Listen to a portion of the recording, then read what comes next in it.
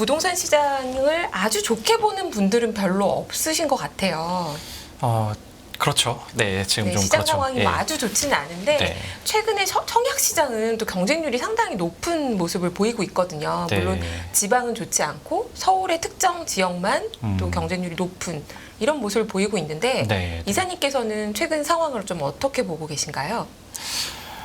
일단은 뭐 글쎄요, 이제 작년 하반기부터는 이제 좀 하락론자분들이 이제 좀 세를 얻었고 계속 약세를 주장하셨지만 뭐 상반기에는 완전히 좀 다른 흐름으로 좀 전개가 되지 않습니까? 근데 말씀하신 부분 잘 지적을 해주셔서 이게 뭔가 지금 시장은 전반적으로 온기가 미친 게 아니라 지금 살짝 서울 쪽으로, 서울 아파트 쪽 위주로 지금 가고 있는. 근데 저는 이게 약간 어떤 우리 주식시장과도 좀 결이 비슷한 면이 있기는 한 게 사실 코로나 저금리 시기에는 뭐 주식이나 아파트 시장 둘 다 대다수가 함께 오르면서 좀 차이를 좁혔던 장세지 않습니까? 그러니까 네. 사실은 예를 들어 뭐 좀 우리나라나 미국이나 지금 연초 대비 주가 지수가 많이 오르긴 했지만 이제 소수의 종목, 소수의 섹터가 되게 많이 오르고 대부분은 좀 지지부진한 흐름인데 뭐 그래서 흔히 양극화라는 단어가 남발되지만 이제 채권쟁이들은 가격 차이인 이 스프레드가 너무 벌어지면 다시 좁혀지고 또 너무 좁혀지면 다시 벌어지는 그런 평균 회귀적인 사고를 좀 하고 있거든요. 네. 예. 그러면 이제 소수의 종목이 이끄는 장세의 귀결은 이게 더 벌어지는 게 아니라 결국은 지지부진한 종목들이 오르거나 뭐 아니면은 먼저 치고 달린 종목이 결국은 좀 하락하거나 뭐 네. 그렇게 좁혀지기 마련이라는 생각이 드는데 저는 좀 올해 부동산 시장도 좀 유사하다는 좀 생각을 하고 있습니다. 그러니까 가령 지난주 금요일에 삼성전자가 6%나 올랐는데 코스피 지수 자체는 뭐 그다지 뭐 이렇게 반등하지는 않았잖아요. 그러니까 네. 결국은 이게 코로나 때와는 달리 어느 한 종목이 오르려면 다른 종목을 팔고 이거를 사는 식으로 신규 유동성이 오는 게 아니라 이렇게 기존의 어떤 유동성의 고인물 장세 약간 그게 결국은 지금 금리가 높아진 상황이기 때문에 그게 과거와는 다른 모습이라고 생각은 하는데 그게 지금 약간 부동산 시장에도 유사한 면이 좀 있긴 하고 근데 그럼에도 불구하고 어쨌든 서울이 이렇게 좀 많이 그래도 어떤 약세를 전망했던 사람들의 전망에 비해서 좀 많이 오른 이유에 대해서는 좀 추가적으로 좀 설명을 좀 자료와 함께 드리도록 하겠습니다. 네. 오늘 자료를 준비해 오셨는데요. 여러분 저희 게시판 인포맥스 라이브 게시판 더보기 보시고 클릭해 보시면은 자료가 올라와 있습니다. 자료 보여주시면서 네, 하실 말씀 그렇게 설명해 주시면 좋을 것 하겠습니다. 같아요. 네.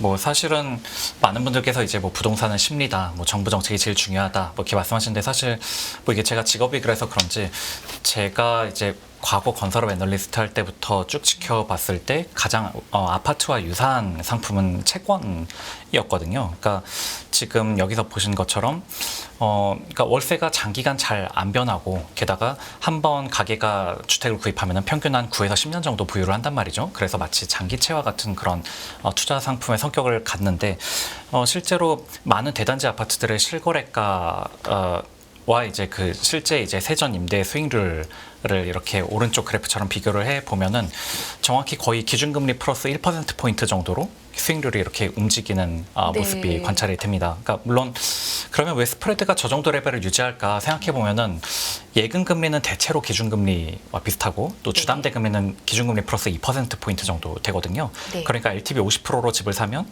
그 비용이 그쵸 이제 그 기준금리 플러스 1%포인트가 되니까 네. 그게 이제 월세랑 일치하게 되는 뭐 그런 점과 좀 다 있기도 하고 그만큼 어찌 보면 우리나라는 좀 일주택자에 대한 어떤 보유세가 매우 낮아서 이렇게 세전 임대 수익률이 집을 샀을 때 이렇게 얻을 수 있는 수익률이 이제 기준금리 플러스 1%포인트 정도로 계속 이렇게 따라갔다는 거죠. 그래서 네. 월세가 변하지 않더라도 금리가 낮아지니까 아파트 가격은 추세적으로 올랐었다.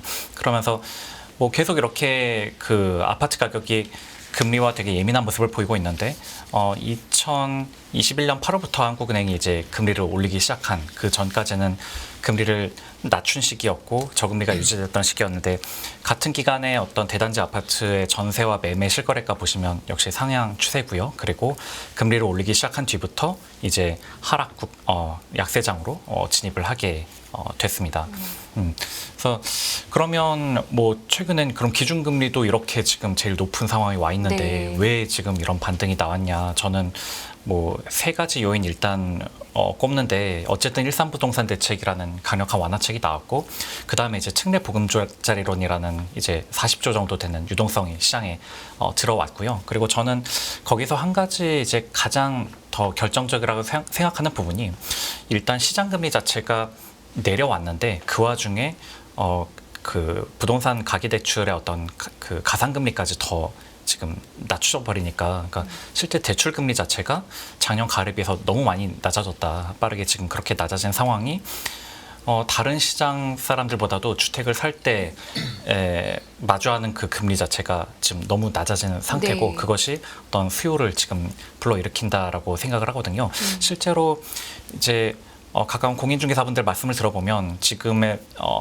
그 서울 부동산 시장에서의 수요는 대부분 이제 교체 수요인데 저렇게 9억 이하의 주택을 특례보금자리론을 받으신 분들이 사고 그럼 그걸 팔았던 분들이 그냥 팔아서 빚 갚고 유동성으로 갖고 있는 게 아니라 신규 대출을 더 내서 더 상급지로 혹은 대형 좀 더 큰 평형으로 이렇게 이전하는 그런 교체 수요가 지금 활발하게 지금 벌어지고 있다고 하는데 그만큼 지금 빚을 내기 좋은 환경이기 때문에 이렇게 팔았던 분이 빚 갚고 끝내는 게 아니라 이렇게 다시 더 상급지로 가는 그런 수요들이 지금 계속 발생을 하고 있다는 거죠.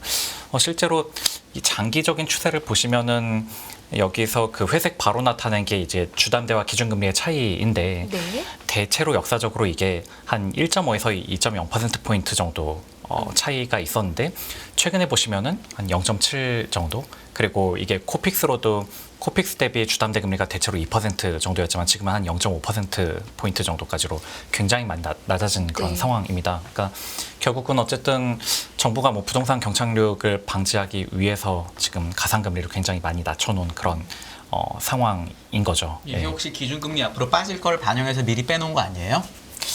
기준금리 그러니까 0.7인데 네, 2%라고 치면 1.3% 기준금리 빠지면 다시 200bp 되잖아요. 기준금리 빠졌다. 그런데 네. 사실 코픽스에 연동해서 가계 주담대 금리가 나가니까 근데 네. 대부분 지금 코픽스 플러스 50bp 뭐 이런 정도로 막 그러니까 받으시거든요. 미리 그 가상금리가 줄었다고 시장에서 생각을 하는 거죠. 은행들도 어차피 기준금리 빠질 거니까 그 대출금리를 안 낮추는 차원에서 그렇게 한 거라고 생각할 수 없을까요? 근데 이 그래프에서 보시다시피 기준금리가 빠지던 오르던 그 가산금리라는 것 자체는 역사적으로 계속 한 1.5에서 왜냐면 2020년부터 예. 2022년까지 기준금리가 낮은 상태에서 가상금리 높았잖아요.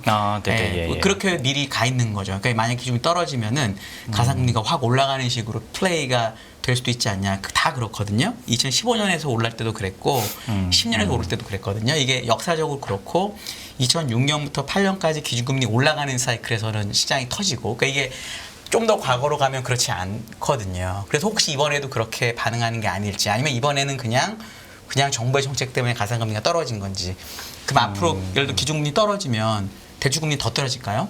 어떻게 될까요?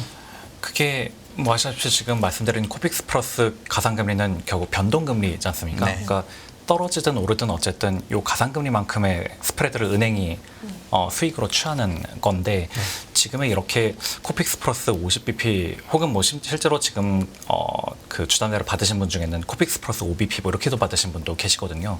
그럼 이거는 제가 생각하기엔 저도 이제 은행을 근무를 해봤었는데 사실상 거의 역마진에 가까운 그러니까 은행이 사실 뭐 그렇게 자산 사업을 하는 기관은 아닌데 지금은 말 그대로 그 마진을 거의 없이 내보내는 수준이다 보니 이거는 사실 제가 해석하기로는 정부 정책에 협응하는 상황으로 이렇게 보인다는 거죠. 그럼 예. 기준금리 내려가도 대출금리 더 안 내려갈 거다 이렇게 보시네요. 가상금리가 올라갈 거니까 옛날에 봤던 것처럼.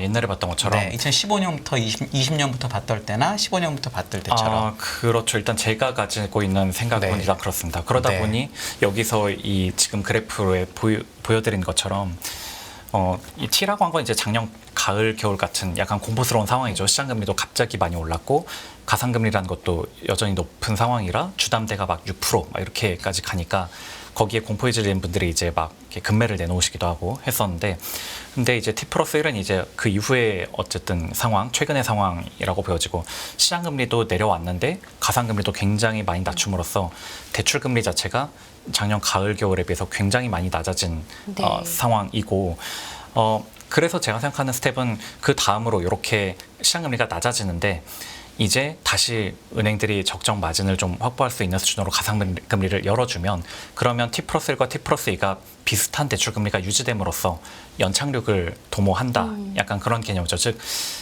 저는 이런 게 가령 한전 사례 같은 거에 비유할 수 있다고 생각이 되는데 작년에 네. 이제 유가 뭐 에너지 가격이 워낙 올라가다 보니까 일단 전기요금 못 올리게 하고 한전이 이제 채권 많이 발행하고 엄청난 적자를 감수했 네. 했죠. 근데 그게 이제 에너지 가격이 하락하면 한전의 영업이익으로 이제 채권을 상환하는 이게 어떻게 보면 가장 이상적인 물가를 통제하고 어떤 국내 고충을 완화하는 가장 이상적인 방법인데 그런 예상과 달리 만약에 에너지 가격이 더 오르거나 유지되면은 그때는 또 이제 또 그냥 숙제를 밀어놓은 게 또 어려운 문제로서 계속 난관에 가는 건데 저는 지금 우측의 그래프가 약간 지금 그럴 수 있는 상황으로 지금 가고 있는 게 아닌가라는 생각에서 지금 보여드리는 건데 즉 시장 금리가 올 상반기에 낮아졌다가 네.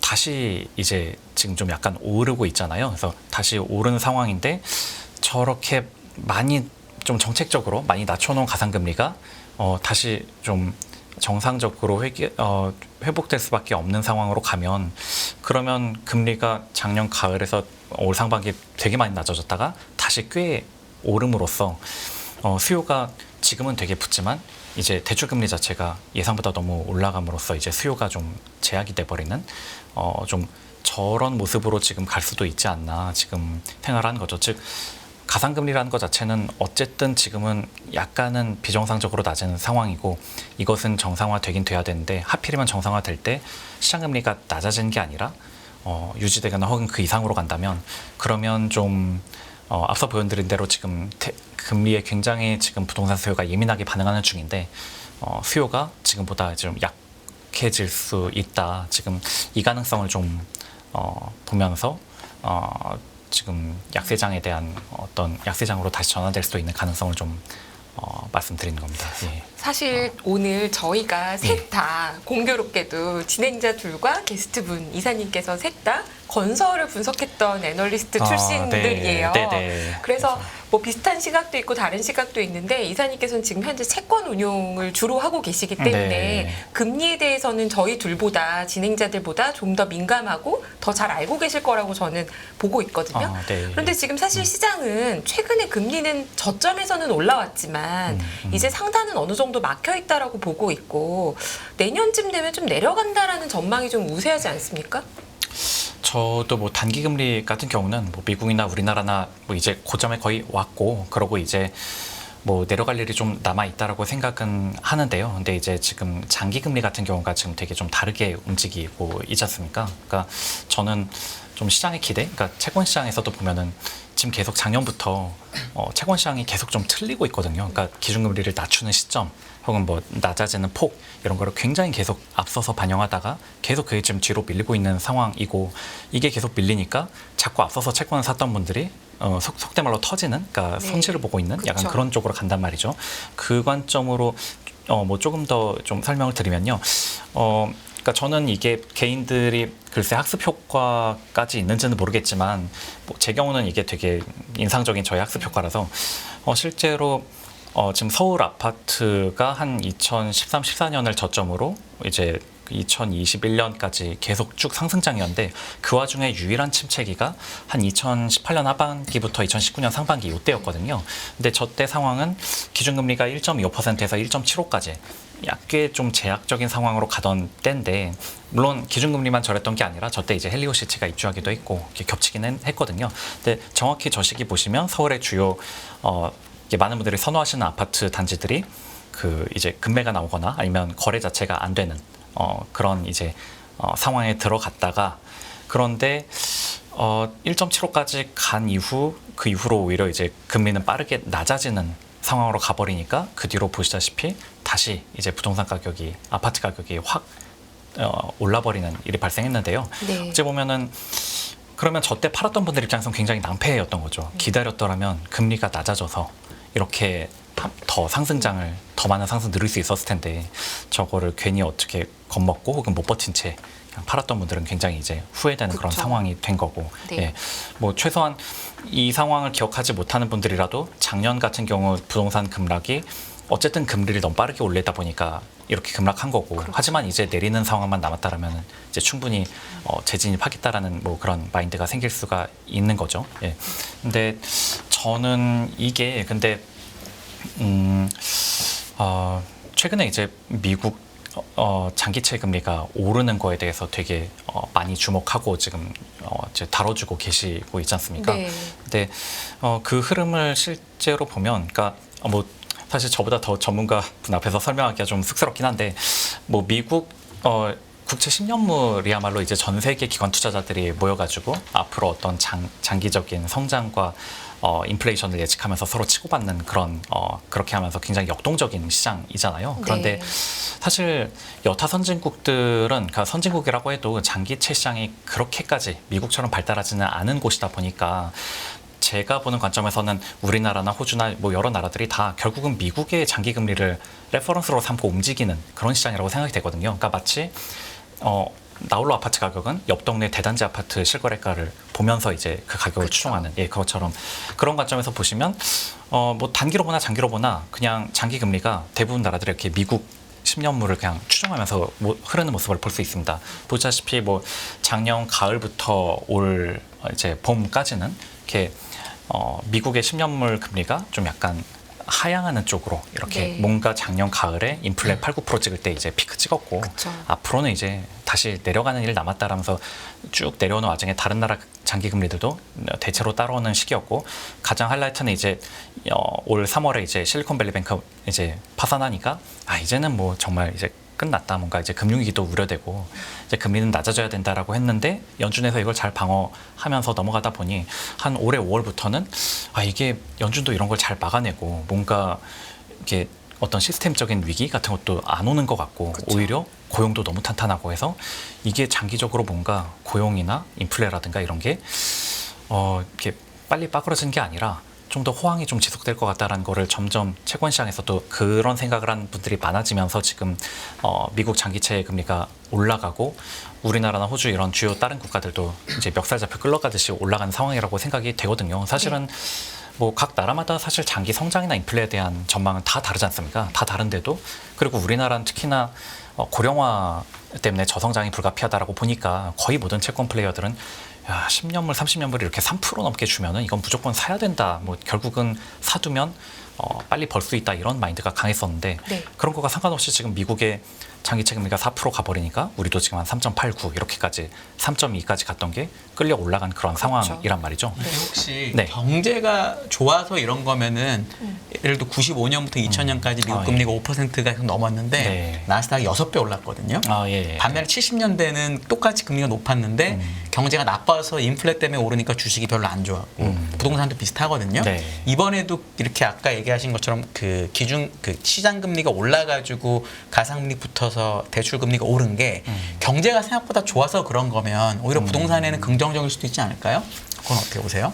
근데 그 부분은 저는 좀 이렇게 미국은 좋은데 우리는 상황이 안 좋은 상황에서는 그거는 서로 양국의 그 상황 설명도 좀 다르게 가야 된다는 좀 생각을 하거든요. 말씀하신 네. 부분이 미국의 상황이라면은 그런 70년대와 90년대가 달랐다의 그 모습을 생각해 볼 수는 있는데, 우리 입장에서는 어찌 보면은 미국이 우리보다 성장도 더 높았던 시기라는 것을 사실 어찌 보면 겪어보지 않았던 뭐 그런 시기로 좀 접어드는 것만 그렇죠. 같고, 네. 그렇다면 결국은 그러다 보니까 이제 환율 같은 거 같이 걱정하면서 사실상 보면 어찌 보면 우리나라 많은 분들이 생각하시기에 우리는 기준금리를 우리 상황만 놓고 보면은 이미 내렸어야 됐다라는 의견들도 많지만, 그냥 계속 유지를 하는 것 자체가 어찌 보면은 사실상 오르는 것과 다름없는 의사결정을 하고 있다는 생각이 들고, 이것이 우리가 좋아서라고는 아무도 생각하지는 않죠. 우리는 내리고 싶지만 지금 대외적으로는 다들 선진국들이 긴축을 하고 있다 보니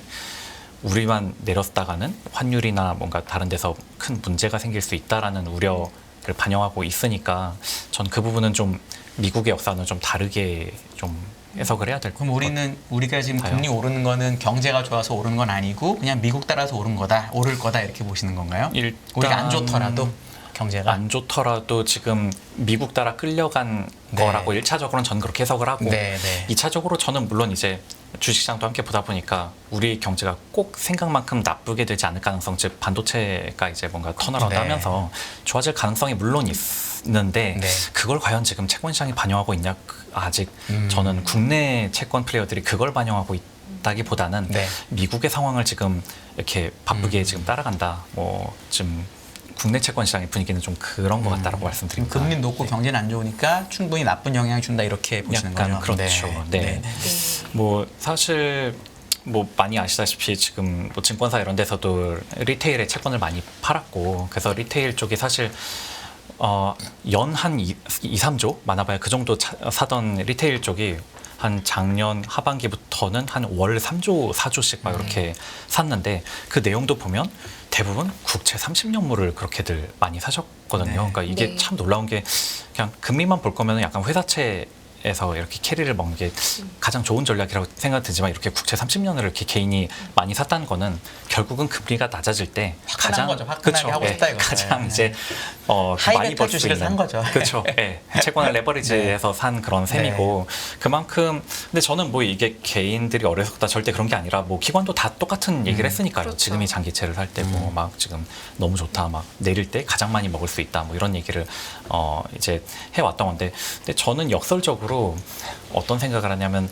채권 이제 금리가 만약에 지금이 고점이고 내려갈 일이 남았다라고 하면은 그러면 사실 그게 채권이 그러니까 즉 채권을 해야 되는 사람은 어차피 채권만 봐야 되지만 여러 자산군 중에 굳이 채권을 할 필요가 있나? 그럼 금리가 낮아지면 다른 자산들 막 어차피 주식, 부동산 다 오르는데 굳이 뭐 채권을 할 필요는 없고 오히려 채권을 하기 좋은 시기는 높은 금리를 가서 그 높은 금리가 유지가 된다면 그러면 다른 자산군이 멀티플의 조정 같은 거를 받게 되다 보니 여기서 높은 캐리라도 먹는 채권이 낫지 않겠냐 약간 그런 논리로 선회해야 된다고 생각을 하는데 네. 어쨌든 대부분의 경주체는 기관이나 개인이나 다들 빠르게 금리가 내려갈 거다에 상당히 좀 우리가 몰입을 했던 상황인 것 같다인 거고요. 예. 저는 이제 개인적으로 흥미로웠던 포인트는 이제 비금친 2009년에서 10년 저 시기가 기준금리가 우리는 분명히 2%를 유지했는데 네. 보시다시피 국채 3년, 10년이 막 금리가 올랐단 말이죠. 그래서 야, 저때 대체 왜 저랬냐를 그냥 여러 설명을 봐도 결국은 가장 설명력 높은 건 미국채 10년물이 저렇게 올랐다 저 시기에 네. 그러니까 지금 그랬듯이 저 때도 이렇게 따라 오른 그런 경향이 컸다라고 생각이 되는데 그러면 도대체 미국채 10년물은 왜 저 때 그러면 올랐냐라는 부분도 뭐 여러 가지 설명할 수 있겠지만 그냥 가장 와닿는 설명은 보시다시피 2000년부터 2008년까지 미국채 10년물은 4%대를 꽤나 장기간 유지했단 말이죠. 네. 그러다 보니 그래 금융위기라는 게 왔던 건 알겠지만 지금 보니까 금리 확 제로금리 간 덕분에 주가, 유가 이런 거 막 반등하는데 그러면 우리가 익숙한 그 2008년 이전과 같은 환경으로 빠르게 돌아가겠지. 약간 그 생각들을 하면서 채권 플레이어들이 장기채 금리가 이렇게 올랐었으나 현실은 그 뒤 목도한 거는 야 실문 경제 침체가 이게 장난이 아니고 막 유럽 재정위기 막 터지고 하니까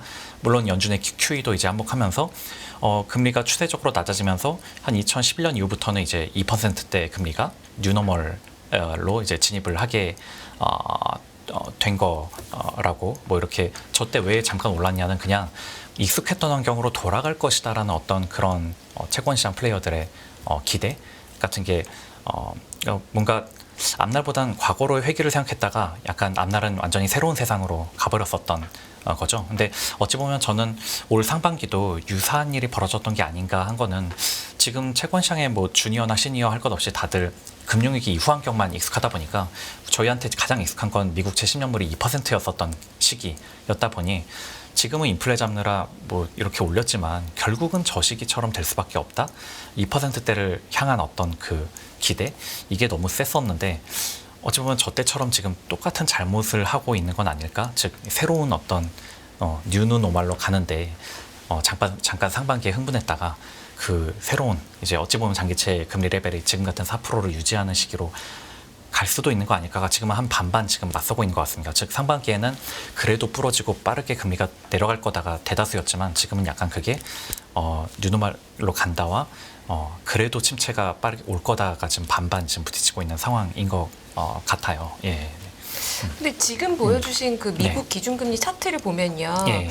2007년도에 미국의 기준금리가 고점이었고 시장금리도 사실 그때 고점 찍고 이후에 이제 내려갔다가 뭐 과거를 생각해서 2010년까지 올라갔다라고 해도 어쨌거나 2007년이 고점인 거는 맞지 않습니까?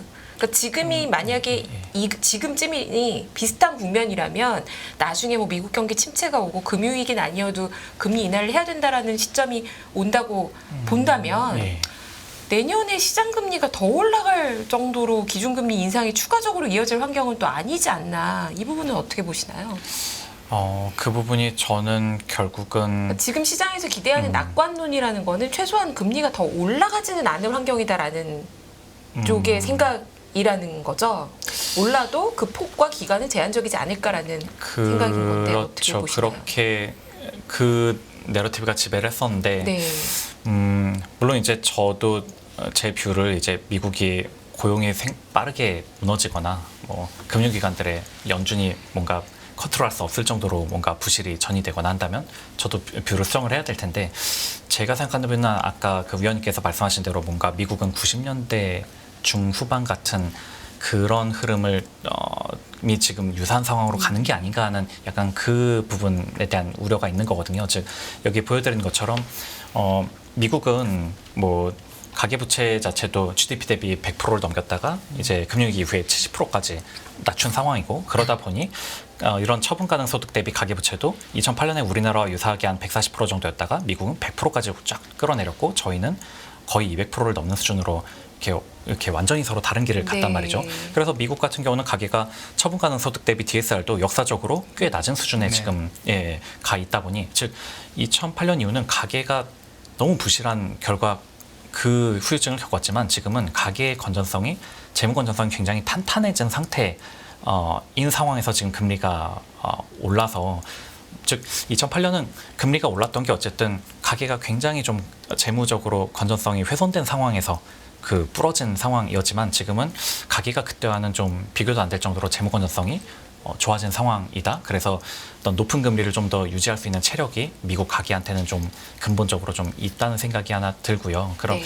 다른 한편은 이제 결국 문제는 미국의 정부 부채 이제 가계는 뭐 2008년 이전보다 건전해졌던 것은 뭐 분명하다 쳐도 정부는 확실히 좀 지금 문제가 있지 않느냐. 뭐 그래서 피치도 이제 등급을 하야하곤 했는데 근데 이제 이자 지출이라는 부분으로 생각을 해보면 물론 지금 정부의 미국의 재정 수입 대비 지금 이자 지출 부담이 크긴 한데 이것도 GDP 대비로 역사적으로 살펴보면은 지금보다 미국이 훨씬 더 이게 심했었던 시기가 저렇게 7, 80년대에 있었고 지금은 저 때에 비하면 막 그렇게 심각한 수준은 아니라는 거죠. 지금 올라오긴 했어도 워낙에 저금리 시절 때 발행해놨던 장기물도 많다 보니까 지금 높아진 금리로 발행하는 게 믹스가 됐을 때 이게 좀 희석이 되는 면도 하나 있고 또 미국채 보유주체 중에 지금 저렇게 외국인이 이제 막 팔아서 이렇게 이제 문제가 생기면 어떡하냐라는 부분도 그렇게 해서 너무 문제가 생긴다면 즉 장기 금리가 너무 올라버리면 그건 분명히 그 경제에 큰 문제를 줄 거란 생각이 드는데 그럴 경우엔 또 이제 연준이 뭔가 이렇게 미국채 어떤 큰 손이 돼버린 연준이 또 이제 어떤 다시 산다거나 하는 식으로 이 장기 금리도 뭔가 이제 컨트롤하는 식으로 좀 즉 장기 금리가 어느 정도 높게 유지됨으로써 버블도 막으면서 너무 높아져서 이제 경제가 훼손되는 것도 막는 그러니까 난로도 틀고 에어컨도 틀고 하면서 적정 온도를 이렇게 뭔가 유지하는 그런 흐름으로 간다면 지금 보시는 게 이제 미국의 90년대에 기준금리와 연방 기준금리 차트인데 저때 보시면은 미국의 물가 상승률이 저렇게 낮은 편인데도 대략 2%대인데도 기준금리가 저렇게 5% 넘는 상황을 굉장히 오랫동안 유지를 했단 말이죠. 그럼 결국은 미국의 성장이 굉장히 탄탄했다는 건데 당시 미국의 성장을 이끌었던 건 뭐 IT 투자 붐이었었고 지금도 어찌 보면 좀 정부 주도긴 하지만 제조업 투자 많이 하고 있고 또 과거 10년 동안 이제 주택 투자도 부족했던 거를 이제 투자를 해나가야 되는 그런 상황이고 그러니까 여러모로 주택 투자, 뭐 공장 투자, AI 혁명 이런 상황들이 약간 저 때처럼 이런 투자가 결국은 또 뭐 고용과 뭐 임금 상승 뭐 이런 식의 어떤 선순환으로 이어진다면 저 90년대에 우리가 목도했던 저런 환경으로도 갈 수 있는 게 아닌가 저는 좀 이 가능성을 좀 좀 보다 보니까 지금이 무조건 고점이고, 그러니까 물론 고점이라는 데는 저도 동의는 하지만 이게 생각보다 오래 지속돼 버리면 그러면 이제 수요라는 게 점점 투자 수요라는 게 점점 제약되는 상황으로 갈 수밖에 없지 않나 하는 거죠. 네. 이때 근데 미국 주식이 정말 엄청나게 많이 올랐거든요. 나스닥은 6배가 오르고 S&P는 3배쯤 오르고 네. 모든 자산이 되게 강했거든요. 생산성 네. 혁명 때문에. 그렇죠. 그럼 만약에 이 그림을 보신다고 하면 부동산이 나쁠 수가 있을까요? 우리나라도 사실은 이때 우리나라는 이제 사실 중간에 IMF가 있어서 그런데 네. 90년대 초반에 200만 원 건설하고 나서 그때 빠지고부터는 엄청난 부동산의 강세 시장이 98년 전까지는 오거든요. 200만 원 건설이 200만 원 건설 때 한번 빠지고 그때부터 몇 년 동안 부동산이 오르다가 IMF 맞고 빠지고 이렇게 되거든요. 그런 식의 자산 가격 강세, 우리나라 주식도 마찬가지였고 그렇게는 안 될까요? 그러니까 이런 식의 이제 약간 금리가 높은 게 경제가 좋아서 그렇다라는 거라면. 아니 우리나라도 리만이 또 오는 건가요? 그럼 중간에? 그 물론, 사이에? 네. 물론 뭐 리만이 아니라 IMF겠죠? 우리나라는. 물론 이제 우리나라가 이제 저때 크게 당했 뒤에 전 사실 선진국들은 위기를 겪고 나면은 그거를 다시 겪지는 않는 어떤 그런 시스템 정비는 한다고 생각이 되고, 그게 그래서 미국도 지금 다시는 금융위기 같은 걸 겪지 않겠다 해서 은행들을 굉장히 상위 은행들을 굉장히 건전하게 만들어놨고, 우리도 외환보유고를 굉장히 많이 쌓는 식으로 가지 않습니까? 그러니까 뭐 미국이 고금리를 유지하면 우리나라 IMF 온다 뭐 이렇게 과거에 일이 그대로 벌어진다고 할 수는 없겠죠. 네. 근데 우려하는 거 한 가지는 지금 여기 보여드리는 표처럼 그렇게 장기로 봤을 때, 물론 좀 90년대 집값에 대한 기억은 이제 제가 의원님과 약간 다르게, 저는 90년대는 우리나라 집값이 92년에 아주 많이 네. 빠지고 네. 그래서 96, 7년까지 반등을 꽤 하고 다시 하고 그다음에 IMF 때 빠지고 네. 좀 기다가 2000년대 초반부터 2007년까지 그렇죠. 많이 올랐어요. 그렇죠. 예, 그런 식으로 왜냐면 갔었죠. 200만 원대 워낙 많이 빠져가지고 네. 기저효과가 있어서 사실 그 다음엔 좀 올랐었습니다. 네, 네, 네. 저는 그래서 그 90년대까지의 자료는 지금 없지만 네. 2000년 이후에 이제 상황으로 보면 뭐 어쨌든 우리나라 이제 누구나 인정하는 투탑인 반포동 압구정동 집값을 보시면 2000년부터 2006년까지 한 3배 가까이 오르고 2006부터 2015까지는 하락 및 횡보, 그러니까 2006년 가격을 2015년 가서야 회복하는 식으로 긴 좀 침체를 겪었죠. 그 다음 2015년부터 2020년까지 다시 2배를 가는 이런 사이클을 이렇게 우리가 쉽게 볼 수 있는데, 저는 이 부분에 대해서는 글쎄 사실 뭐 성장률로만 보면은 설명이 딱딱 되지도 않는 게, 분명히 2010년대 후반부터는 분명히 저성장으로, 그러니까 점점 성장률은 떨어졌지만 분명히 지금 집값은 2015년 이후에 2배 가까이 지금 이렇게 가는 흐름이 나왔단 말이죠. 저는 그래서 뭐 성장도 중요하지만 사실 그 밑에 있는 이 GDP 대비 가계부채라는 게 2000년대에 45%였었던 우리나라가 105%까지 이렇게 간 것 자체가 분명히 지금 이 상급지들 기준으로는 한 6배까지 가는 데에는 분명히 큰 영향을 지금 미쳐왔고, 그리고 부가적으로는 그 배경에는 이제 선진국들이 제로금리와 양적 완화를 뭐 해준 덕분에 우리도 이제 상대적으로 저금리를 또 갈 수 있었고, 또 이제 뭐 보유세 부담 같은 게 좀 낮은 것도 분명히 좀 이 시기에 뭐 1주택자들의 보유세 부담이 뭐 이렇게 선진국 대비 그렇게 크지는 뭐 않았던 건 사실이니까요. 근데 이런 부분들이 저는 이제 앞으로는 과거 추세를 그대로, 과거에 그랬으니까 앞으로도 그런다. 뭐 그렇다면요, 지금부터 20년 후에는 지금 반포가 6억이 돼 이제 평당 6억이 돼야 되는 게 그게 추세인데. 근데 저는 이런 점들이 이제 제약 요인이라고 생각된 게, 45%에서 105%는 갈 수 있어도 가계부채가 여기서 막 150, 200 이렇게는 갈 수는 없는 것이다, 이 생각 하나 들고요.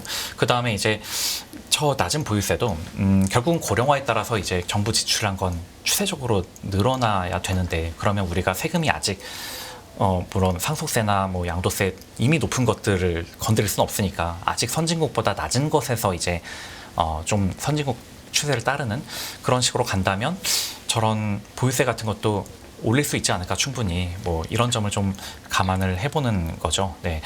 뭐 물론 가계부채라는 게 제가 이 빚으로 지은 집, 이제 아미르 스피 교수님이 쓰신 저 책이 이제 2014년 10월에 나왔고, 제가 그 책을 거의 초판을 봤었는데, 뭐 제 경우는 그냥 개인적 말씀드리면 저는 2013년에 집을 샀었고요. 그래서 유주택자인 상황에서 갭이 너무 낮으니까 네. 야 조금만 더 주고 나도 다주택자가 돼볼까 이런 생각을 했었는데 저 책을 보고 그 결심을 접었었거든요. 그러니까 저 책의 내용은 주로 어쨌든 뭐 미국의 상황 중심으로 보여드리긴 한 건데 가계부채가 너무 지나치게 높아지면 결국은 가계가 이자감 뭐 빚 갚느라 소비가 줄어버리고 소비가 줄어들음으로써 불황이 와서 자산 가격이 하락한다.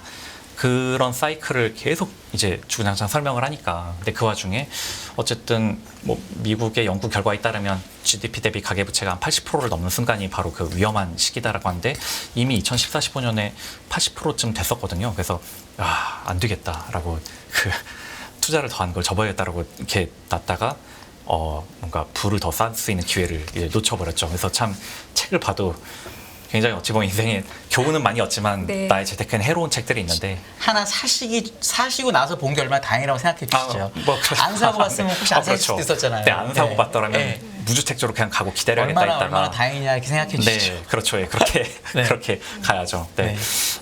그런데 저는 글쎄 그 책과 그럼 우리나라는 왜 달랐지? 이렇게 저런 세계적인 석학이 이렇게 설명했는데 우리는 그거보다도 더 가계부채가 올랐고 무난하게 올랐고 그런데 뭐 글쎄 짧은 제 소견으로는 결국은 보면 미국은 소비 중심의 국가니까 이 가계 소비가 줄어든다는 건 어마무시한 영향의 여파를 미치지만 우리나라는 그래도 수출 중심의 국가다 보니 가계 소비가 좀 줄어도 수출이 잘 되면 그게 이제 성장이나 국가 경제 부는 올라가는 거다 보니까 2008년 금융위기 이후를 기억해 보시면 아시겠지만 결국 중국 덕분에 수출 잘 되고 그 이후에는 또 2017년에 또 반도체가 또 수출 잘 되고 이런 식으로 어쨌든 우리나라가 외화벌이라는 거는 분명히 잘했었던 그러다 보니까 가계부채 정도 조금 오르는 거는 저는 어쨌든 글로벌 경쟁 관계 속에서의 성적표는 이렇게 환율로 좀 드러난다고 생각하는 편인데 2013에서 2019년까지의 환율 변화를 보시면 우리나라가 뭐 개도국은 말할 것도 없고 선진국 대비로도 굉장히 화폐 가치를 잘 지켰던 나라인 거죠. 그러니까 가계부채 정도는 그러니까 마치 시험으로 치면 얘가 수학은 좀 못하지만 나머지 너무 잘해. 그래서 전교 등수 좋아. 네. 그러면 그러면 좋다 하니까 신용평가사들도 글로벌 신용평가사들도 한 2016년부터는 우리나라의 가계부채를 크레딧 위크니스로 계속 언급을 했거든요. 그럼에도 불구하고 어쨌든 보시는 것처럼 우리나라의 신용등급은 계속해서 오르고 예, 저 보시는 저런 스페인, 아일랜드, 이탈리아 같은 데는 우리가 A-일 때 등급이 트리플 A였던 국가들인데 추세적으로 무너져서 등급이 낮아지는 그러니까 상대평가에서 우리는 굉장히 우등생이었었던 거죠. 2010년대를 돌아보면요. 그러니까 그 덕분에 보신 것처럼 외국인도 사실 저 옛날에는 외국인의 국채 보유라는 건 정말 미미한 수준이었지만 지금은 어느덧 20%까지도 올라와 있고 이제 코리안 페이퍼 우리나라가 이제 외화로 채권 네. 발행한 규모도 10년 전보다 한 2배 가까이 이렇게 올라온 그런 상황이죠. 그러니까 저는 이게 좀 우리가 관성에 좀 젖어버렸다라는 생각이 있는 게 가계부채가 올라도 우리가 이렇게 신용등급이 오를 만한 그런 여건 속에 살았다. 그만큼 우리는 참 훌륭했다라는 것을 잊어버리면은 그냥 관성이 지속된다라는 잘못된 생각을 할 수 있다는 생각이 들거든요. 즉 채권 애널리스트들도 얘기 많이 하는 게 그냥 외인은 계속 우리나라 국채를 산다. 그냥 그게 기본적인 생각이거든요. 그게 실제로 20년 가까이 거의 계속 이렇게 그렇죠. 해왔으니까. 네. 하지만 그거는 보시다시피 신용등급이 A-에서 AA까지 가는 국가 채권 당연히 매력적이죠. 그냥 계속 사는 게 맞겠죠. 하지만 그거는 어쨌든 그런 재반 여건이 받쳐줘서지 만약에 그게 다른 식으로 전개된다면 그냥 요 추세도 달라질 수 있다는 생각도 우리가 어떤 리스크 관리에서는 경계심을 좀 가져야 될 것 같고요. 그러니까 지금 보시면 2020년부터의 지금까지는 그래도 선방하고는 있지만 선진국들 대비로는 좀 우리의 환율도 좀 이제 화폐 좀 낮아져 있는 상황이고 많은 분들이 생각이 조금 다르시겠지만 저는 좀 기왕이면 우리나라가 아직은 완전한 고령화로 티가 나지 않는 상황에서는 원화 가치가 좀 강했으면 하는 바람이 있거든요. 즉 네. 일본이 사실 지금 잘 그래도 버티는 배경은 엔화가 강세였을 때 해외 자산을 많이 사들인 결과 지금 그 엔화가 약세로 돌아서도 이 샀던 것들이 가치가 많이 오름으로써 그 수혜를 입는 거지 않습니까? 그러니까 우리도 지금 그런 타임이 좀 더 필요하다는 생각이 들거든요. 지금부터 막 원화 가치가 막 정신없이 빠지면은 그만큼 연금이나 이런 걸 줘야 될 때 너무 무리가 따르는 상황이니까 그래서 저는 환 가치라는 게 지금 이 수준에서 위로 올라가기보다는 좀 아래로 가는 방향으로 가는 게 우리의 국가 경제, 장기적인 경제로는 그게 더 맞다고 보고 있는데, 근데 지금 저 주요 선진국보다 그럼 우리가 못해서 저렇게 화폐 가치가 낮아졌냐라기보다는 지금 저 다른 나라들은 좋든 싫든 미국처럼 지금 금리를 지금 기준금리를 굉장히 많이 올리는 식으로 따라 붙었는데 우리는 지금 3.5에서 멈추는 식으로 더 못 따라 붙으니까 지금 선진국 대비 오히려 약간 화폐 가치도 좀 낮아져 있는 상황이라고 생각이 되고요. 그러니 우리 힘들다고 막 금리 팍팍 낮춘다? 그러면 뭐 우리가 당연하게 생각했던 외국인은 계속 한국 국채를 사고 뭐 코리안 페이퍼 계속 잘 발행되고 이거는 완전히 또 다른 얘기로 흘러갈 수 있다. 뭐 저는 좀 그러다 보니 미국이 좋을 때 미국이 좋아서 고금리를 유지하는데 우리는 힘들다고 막 금리를 막 낮춘다? 이거는 저희가 약간 선택하기 좀 굉장히 제약적인 길이 아닌가 좀 그렇게 생각을 하는 거죠. 예. 부동산을 이제 이렇게 보니까 이제 부동산 좀 안 좋게 보시는 거잖아요, 현재로서. 근데 지금 그 맞으신 거죠. 우리나라 부동산 좀 현재로서는 좀 비싸다고 보시는 건 맞는 거죠. 약간 좀 그렇게 보고 있는데 네. 궁금한 그렇죠. 게 이제 요즘 공급이 안 되고 뭐 인허가가 없고 착공이 안 된다고 막 요즘 뉴스에 며칠 사이에 나오잖아요. 근데 네. 그게 결국은 이제 시행사나 시공사가 이제 정부에서 뭔가 부양책을 내줄 거라는 기대, 그다음에 경기가 좋아질 거라는 기대 때문에 좀 버티고 있다라고 보는데 이거를 그러니까 부동산 가격을 좀 빼고 그래서 이제 가계부채도 좀 줄이고 뭐 이런 식으로 약간 자산 가격이 빠지면서 딜레버리징을 하는 게 사실 제일 원칙적인 건데 그렇게 하는 방법을 정부가 지금 쓸 수 있을까를 고민해 보면 이제 여러 가지 이유 때문에 못 쓸 수도 있잖아요. 네, 그러면 네. 부동산 시장이 강세는 아니더라도 그냥 매수 호가랑 매도 호가가 되게 벌어진 상태에서 쭉 가는 식으로 될 수도 있지 않을까요? 그러니까 아까 보여드린 18, 19년 이런 게 아니라 그냥 거래량이 없는 채로 그냥 이렇게 가다가 또 언젠가 금리를 낮출 거니까 그때 다시 날아가는 식으로 이렇게 혹시 갈 수도 있지 않을까요? 네, 뭐 이제 매도가 매수가가 대치된 상태가 이제 결국 거래량이 없는 상황이고 네. 저도 당연히 그렇게 버틸 거라는 생각이 드는데요. 뭐 그게 어찌 보면은 작년 가을과 올 상반기 같은 상황이죠. 거래량이 많지는 않은 네. 상황이라 사실은 힘든 사람들이 매물을 더 내놓으면은 분명히 더 빠질 수 있는 환경이지만 버틸 수 있다면 안 내놓음으로써 뭐 가격이 그래도 네. 좀 방어가 되는 건데 저는 일단은 지금 그래도 좀 나는 비싸다고 생각하는데라는 이유는 앞서 보여드린 이 표처럼 기준금리 플러스 1%포인트 정도의 수익률이 장기간 유지돼 왔는데 지금은 기준금리가 3.5%인데 네. 월세 수익률은 대충 2% 정도 네. 나오거든요. 그러니까 역전이 돼 있는 상황이란 거죠. 그러면 이게 풀리려면 금리는 낮아지고 월세 수익률은 올라가고 이렇게 돼야 이제 그 가격 부담이 좀 더 완화된다라고 지금 보고 있는 상황이고요. 그리고 말씀하신 것처럼 부채 어떤 그 디레버리징이라는 거는 저는 그 10여 년 전에 이제 과거 정부에서 한번 단행을 했었던 일이라고 생각이 돼요. 그때 이제 당시 김현배 위원님께서 이제 한창 건설업 애널리스트로 활동하실 때 그때 수도권 집값이 굉장히 이제 장기적으로 침체로 들어갔었고 그렇죠. 그거는 이제 기억하시다시피 당시 정부는 뭐 보금자리 주택 공급이니 뭐 이제 각종 수도권은 옥죄고 지방은 풀어주는 약간 그런 투트랙 전략을 그렇죠. 취했었는데 저는 그런 전략을 취할 수 있던 배경이 중국 덕분에 수출 잘 되고 그래서 우리의 성장이 받쳐주니까 야 이럴 때 한번 이건 한번 조정하고 가야 된다라는 정부의 결심이 작동을 했었다는 생각이 들어요. 물론 그때 만약에 우리가 중국 덕도 못 보고 암울한 상황이었다면 그러면 좀 다른 선택을 했을 수도 있겠지만 수출과 외화벌이가 잘 된 덕분에 그 길을 갈 수 있었고 그래서 저는 만약에 내년에 반도체 덕분에 수출 잘 되고 환율이 방어된다? 그러면 한번 그 십수년 전 이명박 정부에서 했었던 것 같은 선택을 할 수도 있지 않나. 그것도 한번 관전할 수 있는 포인트라고 생각이 됩니다. 예. 시간이 많지 네. 않은데 제가 그 이사님 책에서 감명 깊었던 부분이 채권 애널리스트 출신이셔서 이 부동산이 현금 흐름을 창출하는 자산이고 임대 수익이 발생하고 이걸 사지 않으면 주거비를 지불해야 되는 자산이기 때문에 일드가 어느 정도 균형점을 찾을 때까지 가격을 찾아간다. 이런 부분이 저는 좋았거든요. 네. 그리고 저는 이제 부동산 시장의 하락 요인으로 굉장히 크게 작용한 게 바로 역전세인데 네네. 어쨌거나 이거를 대출을 더 열어줘서 큰 대란이 일어나지는 않게 연쇄작용으로 어쩔 수 없이 경매에 들어가는 건 막는 정책이 나왔단 말이죠. 네, 네. 그렇다라고 한다면 전세 가격이 크게 내려가지 않으면 월세 가격이 올라갈 만큼 수요가 있는 지역도 분명히 있고 네. 오늘 가져오신 자료에서 상당 부분도 서울 아파트잖아요. 아, 주로 서울이죠. 서울 예, 지금. 아파트는 사실 180만 채밖에 안 되거든요. 네, 네, 네, 그럼 예. 이제 수도권 인구를 봤을 때에는 저게 그렇게까지 감당이 안 될 정도일까? 전체적으로 오랫동안 정말 오늘 주제처럼 처음 겪는 상황을 우리가 각오해야 될 만한 리스크 요인이 뭐가 있을까? 이게 고민이 돼요. 앞서 말씀하신 것처럼 이명박 정부 때는 일단 재고가 많은데 더 짓겠다고 했죠. 근데 지금은 사실 서울은 그런 상황이 아니거든요. 그래서 이걸 어떻게 보시는지요?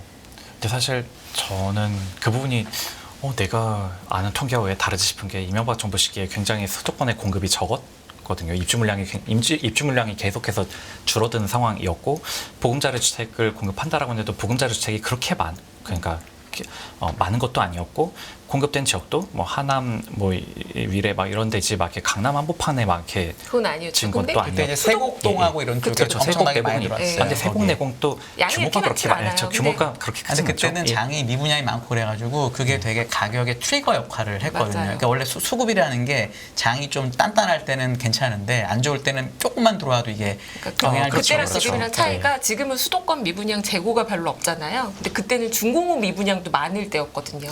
그러니까 이제 그 차이가 조금 있지 않나. 네. 그 말씀에서도 이제 역전세 잘 막았죠. 그리고 뭐 막아야 됐던 일인 게 이제 전세 세입자들도 피해를 워낙 많이 보니까 이게 결국은 피해자를 구제하기 위한 그런 건데 저는 우려하는 점 하나는 뭐냐면 이 표현을 좋아하는데 전선이 확대된다. 그러니까 정부가 막아야 할 뭔가 신경 써야 될 그런 전선이 너무 확대돼 버리면 이걸 과연 다 막으며 갈 수 있을까? 그러니까 전쟁이라는 게 그렇지 않습니까? 네. 여기만 신경 쓸 수 있으면 나의 군사 이게 이 정도면 막는데 너무 확대되면 그러니까 역전세도 막아, PF도 막아, 뭐 네. 해외 대체 투자도 막아 막 이러면은 이거를 이렇게 계속해서 반복을 해나갈 수 있는가가 즉 유동성을 이쪽으로 지원하면 이렇게 금리가 높은 상황에서는 유동성이 일로 가느라 이걸 지원 못 받는 데들이 분명히 피해를 보게 된단 말이죠. 그럼 뭐 그게 소상공인일 수도 있고 뭔가 지금 코로나 때부터 계속 이렇게 유동성 지원하는 것들을 하고 있는데 이 전선이 확대된다는 것 자체가 리스크를 본 사람 입장에서는 불안 요인인 건 분명하죠. 예, 네.